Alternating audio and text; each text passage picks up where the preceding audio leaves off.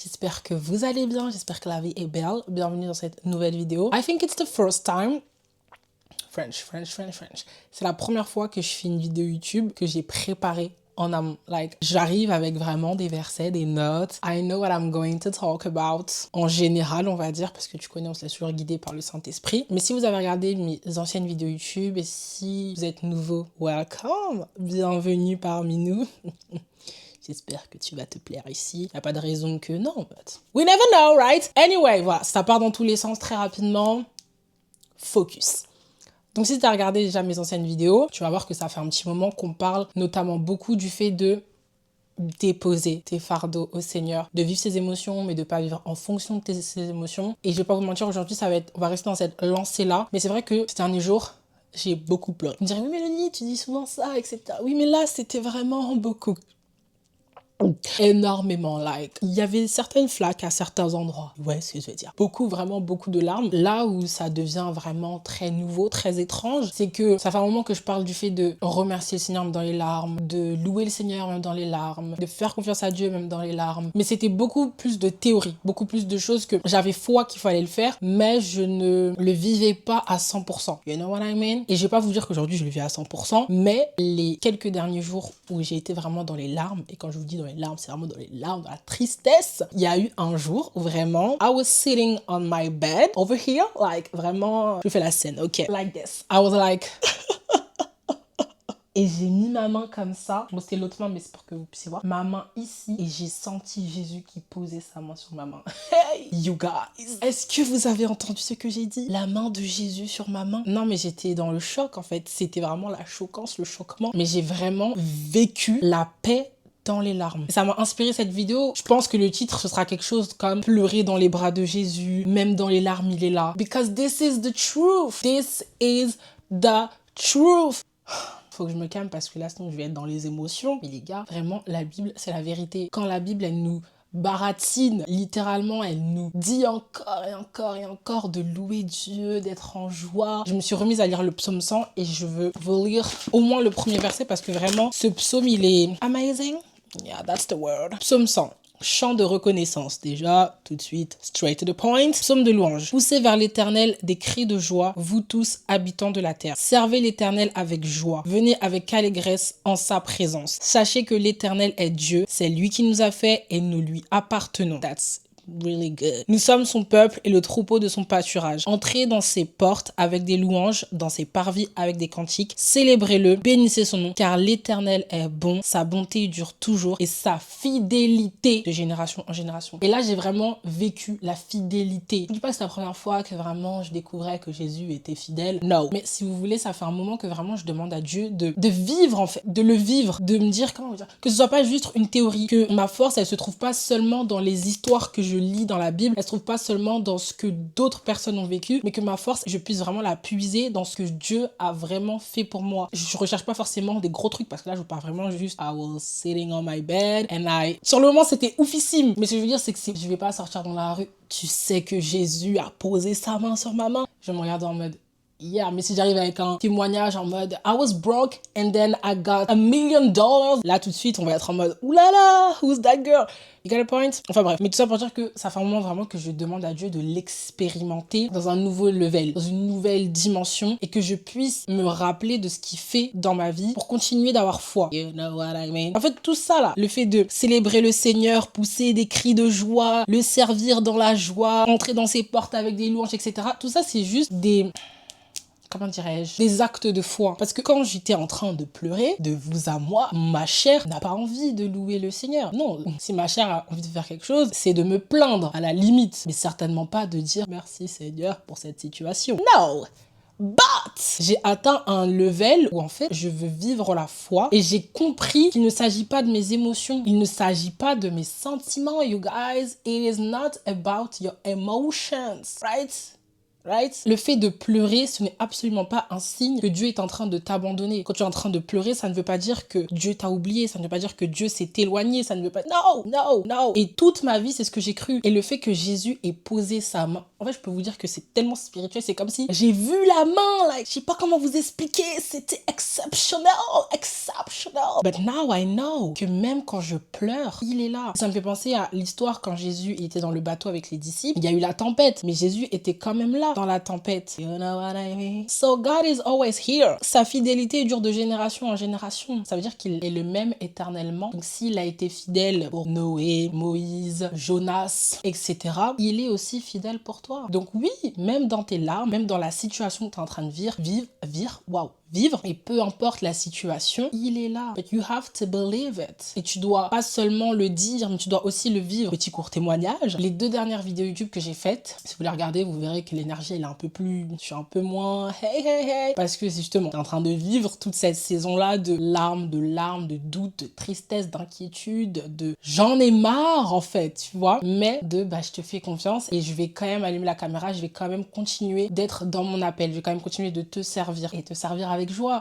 J'arrive avec un sourire, j'arrive avec la paix du Christ, même si ma chair elle souffre, même si les émotions sont fortes et que autour de moi, j'ai pas envie de dire que rien ne va parce qu'il y a toujours des choses de quoi se réjouir, mais tu sens que là on est dans la saison du désert, il faut ramer, tu vois. Mais c'est là que la foi elle se manifeste, c'est là que la foi elle grandit, right?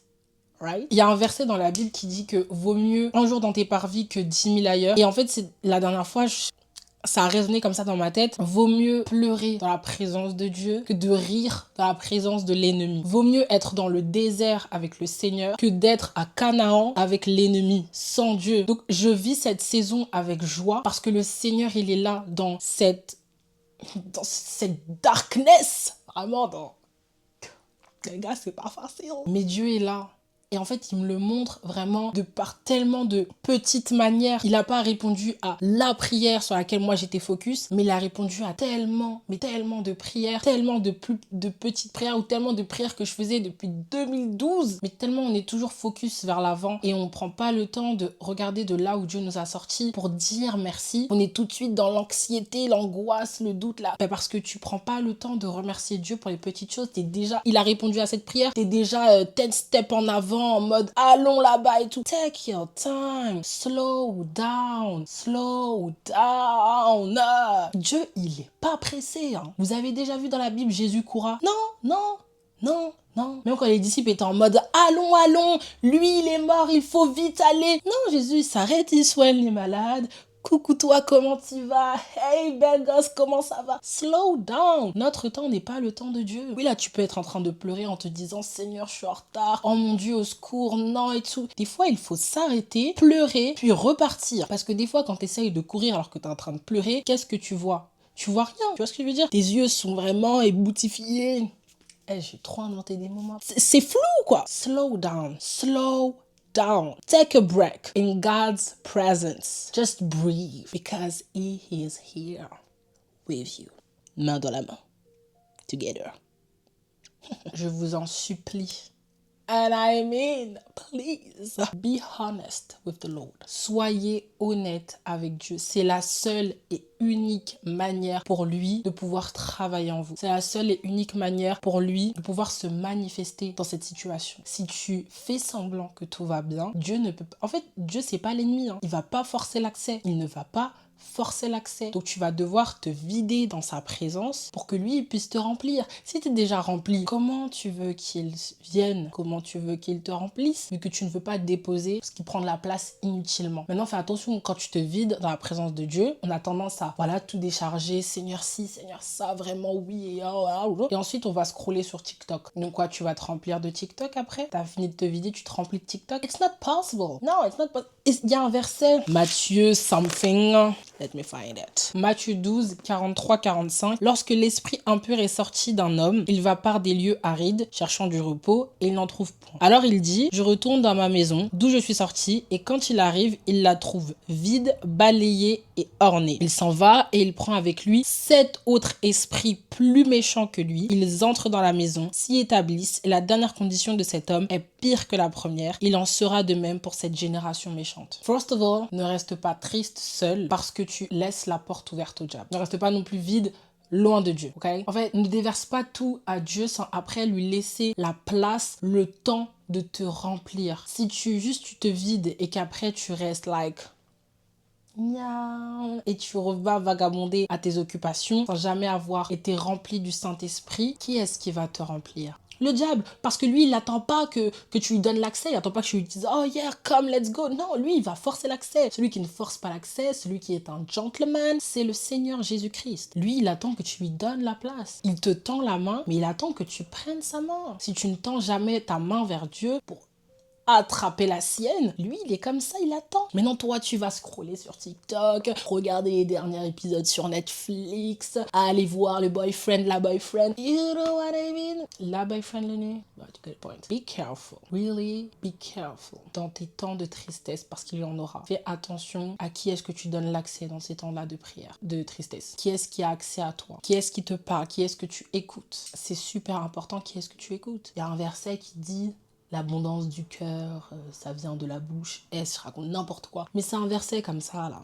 Oh mon Dieu. Et le verset est juste devant moi. Waouh, Lord. Car c'est de l'abondance du cœur que la bouche parle. Qu'est-ce qui remplit ton cœur? Qu'est-ce qui remplit ton cœur? Parce que tu vas agir en fonction de ce qu'il y a dans ton cœur. Parce que tu vas parler en fonction de ce qu'il y a dans ton cœur. Et la foi, n'oublions pas, c'est ce que tu dis. Elle se manifeste par ce que tu dis. La parole, elle a un pouvoir. Et ce que tu dis, c'est ce que tu crois. Et ce que tu crois, c'est ce qu'il y a dans ton cœur. C'est un cercle vicieux. Un cercle vertueux, en l'occurrence. Mais si ce cercle, il commence avec toi qui écoute les mauvaises personnes, avec toi qui n'est pas rempli du Saint-Esprit, avec toi qui doute et qui laisse le doute prendre la place, ce cercle ne devient plus vertueux. Va te faire du mal. Et c'est pour ça qu'on abandonne dans les temps de tribulation en pensant que c'est le diable. Non. Jésus a tout payé, Jésus est bien dessus du diable. Si Dieu permet, il sait pourquoi il permet. Toi, t'as pas besoin de savoir. Tout ce que t'as besoin de faire, c'est de lui faire confiance et de croire qu'il est là. Parce que il est là. Il est là. Et en fait, il est là, que tu crois ou non, que tu le veuilles ou non. Donc autant y croire et autant agir en fonction d'eux et autant faire en fonction d'eux. T'as le droit de pleurer, t'as le droit de douter, t'as le droit d'être triste, t'as le droit d'être en mode... T'as le droit d'être honnête. Tu dois être honnête. Seigneur, je me rappelle plus. Aide-moi à me rappeler. On est des humains. Dieu, il sait qu'on est des humains. Si tu veux pas être ingrat, dis-lui clairement, je ne veux pas être ingrat, mais là, tout de suite, je me rappelle pas ce que t'as fait pour moi. C'est ok. C'est grave ok. Laisse pas les gens te faire croire que parce que t'as oublié ce que tu as fait, tout de suite. Non. Si t'as oublié et que tu ne cherches pas à te rappeler, that's another thing. But I'm not going to judge you. You do you, girl. You do you. Arrête de croire ta chair, parce que la chair, elle veut juste te descendre. La chair, elle veut te laisser dans la culpabilité. Arrête de croire tes émotions. Ce sont de simples indications de ce qui se passe dans ton cœur, dans ton corps. Mais c'est pas la vérité. This is the truth. This is the truth. Tes émotions ne sont pas la vérité. Tu peux pas écouter tout ce qui se passe dans ta tête, tout ce qui se passe dans ton cœur. Tu dois écouter ce que Dieu dit, ce que le Saint-Esprit dit. Laisse-lui la place de te parler par pitié, en étant honnête avec lui, en soyant honnête avec lui. En soyant honnête. Bref, sois honnête devant le Seigneur. Déverse tes fardeaux. Pleure, crie, saute, jongle, roule-toi par terre. Do what you have to do to let some space to the Lord to work within you. Parce que c'est ce qu'il veut faire. Il veut travailler en toi. Il n'y a rien que le Seigneur n'ait pas vu. Il n'y a rien que le Seigneur ne comprenne pas. Encore une fois, ce n'est pas un homme. Jésus, quand il est parti à la croix, il savait pourquoi il partait à la croix. Donc il n'y a rien qui peut le choquer. Il sait déjà tout. Il voit déjà tout. Il t'a choisi parce qu'il t'a choisi. Il t'aime parce qu'il t'aime. J'ai jamais été autant secouée toute ma vie, autant persécutée, autant triste qu'en ce moment. À côté de ça, j'ai jamais eu autant la foi que le Dieu que je sers est réel. Et je suis extrêmement en gratitude. Je suis remplie d'une joie incroyable de vivre ces tribulations, de vivre ces épreuves, parce que sans ça, j'aurais jamais expérimenté l'amour de Dieu. Parce que sans ça, j'aurais jamais compris que j'avais rien à faire pour mériter son amour. Parce que sans ça, je n'aurais jamais ouvert ma Bible. You guys, vous pensez que je me suis rapprochée de Jésus parce que tout allait bien dans ma vie? Yeah, you cute. So yeah, stay strong with God and be honest with the Lord. C'est ce qui m'a délivré, c'est ce qui m'a guéri de tellement de traumas que j'avais essayé de guérir par tellement de manières. Développement personnel, parler à telle personne, parler à ChatGPT, faire ci, faire ça. Non, mais tu dois faire ci pour guérir, tu dois faire ça. Jésus.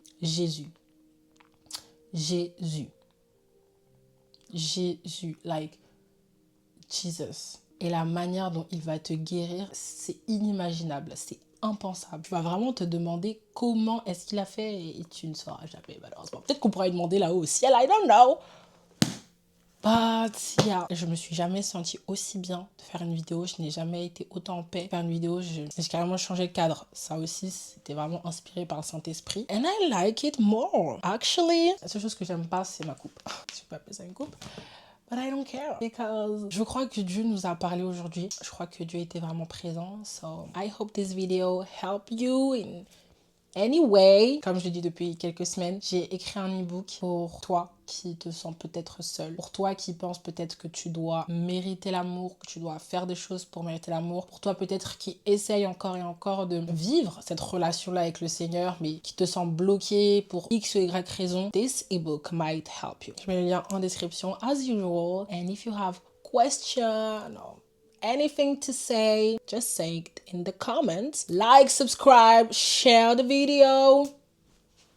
Ouais, là, je me suis lâché English. I'm sorry. But yeah, this is my language, you know. Anyway, bisous.